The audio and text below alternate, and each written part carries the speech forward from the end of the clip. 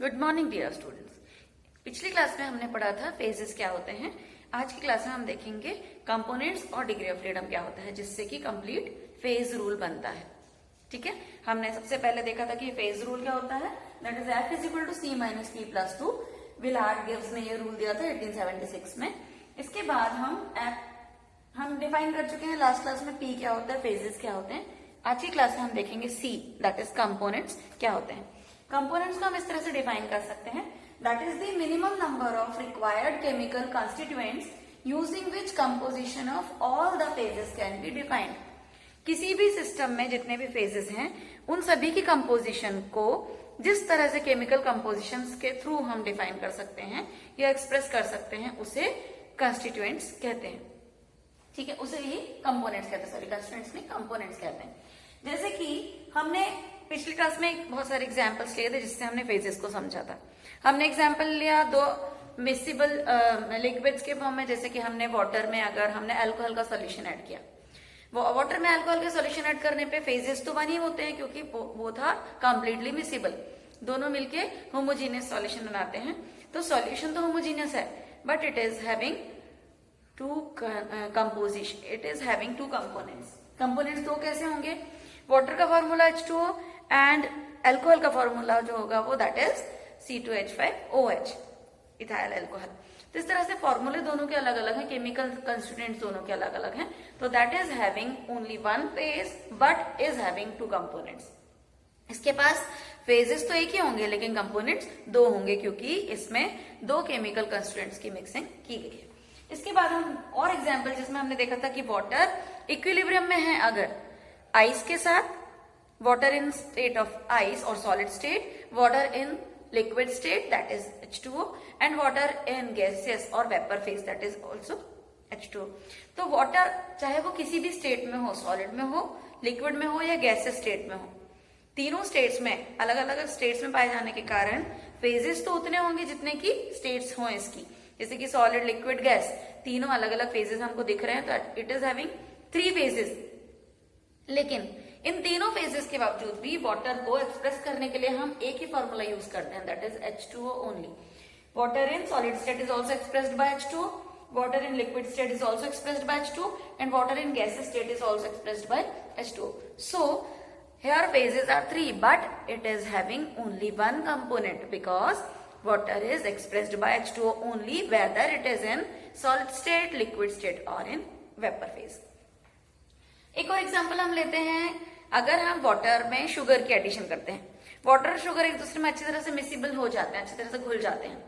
Water और sugar को घुलने के बाद एक होमोजेनियस सॉल्यूशन बनता है और होमोजेनियस सॉल्यूशन है जिसमें हम शुगर और वाटर को सेपरेटली नहीं देख सकते, they are not separated by distinct boundaries. ये अलग अलग सेपरेटेड और डिस्टिंक्ट बाउंड्रीज से नहीं नजर आ रहे हैं, लेकिन वाटर का फॉर्मूला H2O है and we have added sugar in it, sugar that is sucrose and its formula is C12H22O11। इसका मतलब कि दोनों अलग अलग फॉर्मूले हैं and the solution is a single or homogeneous solution। It is having two phases, sorry it is having one phase but it is having two components। Phase तो एक ही है क्योंकि पूरा का पूरा होमोजेनियस सॉल्यूशन बन जाता है पानी में शक्कर घोलने पर, लेकिन इसमें कंपोनेंट्स दो होंगे H2O और C12H22O11 दैट इज सुक्रोज। इस तरह से मुझे लगता है कि आप कंपोनेंट समझ गए होंगे कि वो chemical constituents, minimum number of chemical constituents जिससे कि हम किसी भी सिस्टम के अलग अलग फेजेस को एक्सप्रेस कर सकें। ये तीनों phases solid, liquid and gaseous phase, तीनों फेजेस को हम एक सिंगल फॉर्मूले से एक्सप्रेस कर पाते हैं, दैट इज H2O से एक्सप्रेस कर पाते हैं, H2O से इजीली एक्सप्रेस कर सकते हैं। तो इसके पास नंबर ऑफ कंपोनेंट्स एक ही होंगे इस तरह से। अभी हम आते हैं इसके बाद नेक्स्ट डिग्री ऑफ फ्रीडम पर। डिग्री ऑफ फ्रीडम को F से रिप्रेजेंट किया जाता है। डिग्री ऑफ फ्रीडम जो है ये हमें वो नंबर ऑफ वेरिएबल्स के बारे में बताता है जितने मिनिमम नंबर ऑफ वेरिएबल्स के थ्रू हम किसी पर्टिकुलर फेज को, किसी भी सिस्टम के सारे फेजेस को जितने मिनिमम नंबर ऑफ वेरिएबल्स से हम एक्सप्रेस कर सकते हैं वो उसका डिग्री ऑफ फ्रीडम कहलाता है। इसकी definition, minimum number of variables that can be temperature, pressure or composition which must be specified to describe all the phases of the system। System के सारे फेजेस को एक्सप्रेस करने के लिए जितने मिनिमम नंबर में हमको वेरिएबल्स की रिक्वायरमेंट होगी। वेरिएबल्स मतलब जैसे टेम्परेचर है, वेरिएट होता रहता है जो टेम्परेचर, प्रेशर, या फिर किसी सिस्टम में जहां कंपोजिशन इंपॉर्टेंट है, तो ये जो होते हैं वेरिएबल कहलाते हैं। तो जो डिग्री ऑफ फ्रीडम होता है ये मेनली 3 टाइप्स के होते हैं। जब f की वैल्यू 0 होगी, when the value f is 0 the system is non variant, system non variant होगा, इसको हम इनवेरिएंट सिस्टम कहते हैं। When the value of f is 1 the system is univariant या मोनोवेरिएंट। सिस्टम में अगर डिग्री ऑफ फ्रीडम 1 है तो ये सिस्टम यूनिवेरिएंट या मोनोवेरिएंट कहलाएगा। When f is equal to 2, the system is bivariant or divariant, and when f is equal to 3, the system is trivariant. f की value 3 होने पर सिस्टम ट्राइवेरिएंट होगा।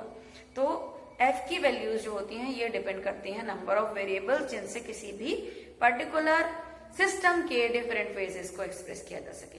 अभी हम एक एग्जाम्पल से इसको समझते हैं। जैसे कि आपको मैंने वाटर का एग्जाम्पल दिया था। वाटर जो कि सॉलिड फेज में, लिक्विड फेज में और वेपर फेज में, तीनों फेजेस में एक साथ पाया जाता है। हर एक टेम्परेचर या प्रेशर पर यह कंडीशन पॉसिबल नहीं है। कोई भी तीनों फेजेस को पाए जाने के लिए एक स्पेसिफिक कंडीशन होना चाहिए कि कितना टेम्परेचर और कितना प्रेशर है जिस पर तीनों स्टेट्स को एग्जिस्ट करती हैं।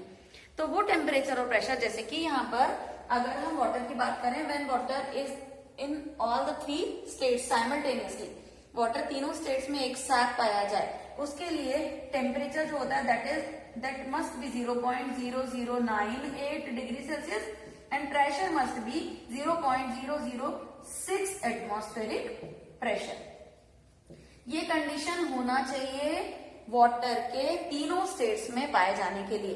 वाटर की इक्विलिब्रियम की condition in the state of solid, liquid and gas, in conditions को फुलफिल करने के लिए या एक साथ पाए जाने के लिए कंडीशन जो होती है, एक जरूरी कंडीशन कि वाटर का टेम्परेचर उस वक्त 0.0098 डिग्री सेल्सियस और प्रेशर 0.006 एटमॉस्फेरिक प्रेशर ही होना चाहिए।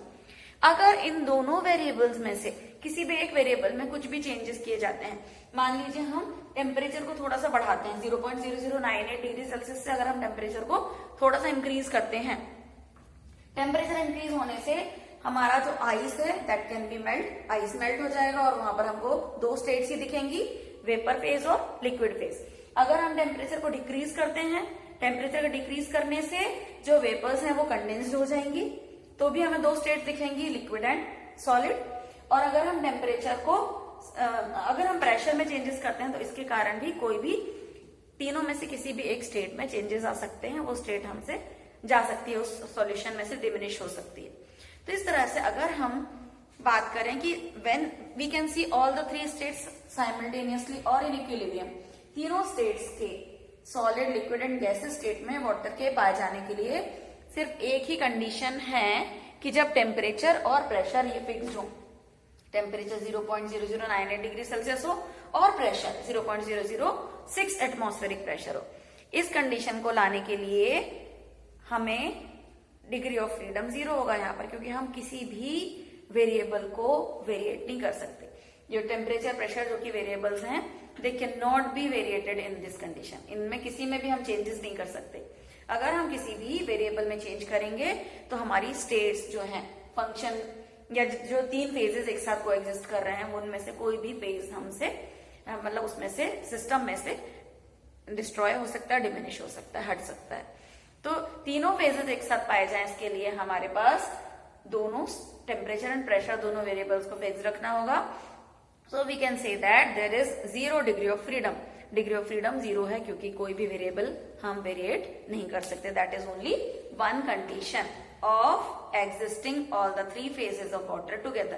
पानी के तीनों phases, solid phase, liquid phase और गैसेस फेज को एक साथ पाए जाने के लिए सिर्फ यही कंडीशन होती है, और ये कंडीशन होने पर ही तीनों स्टेट एक साथ दिखाई देंगी। इसलिए इस केस में डिग्री ऑफ फ्रीडम 0 होगा। ओके, आई होप कि समझ गए होंगे आप। इसके आगे की क्लास में हमें 1 कंपोनेंट सिस्टम समझना है। 1 कंपोनेंट सिस्टम में हम वाटर सिस्टम की स्टडी करेंगे। Thank you.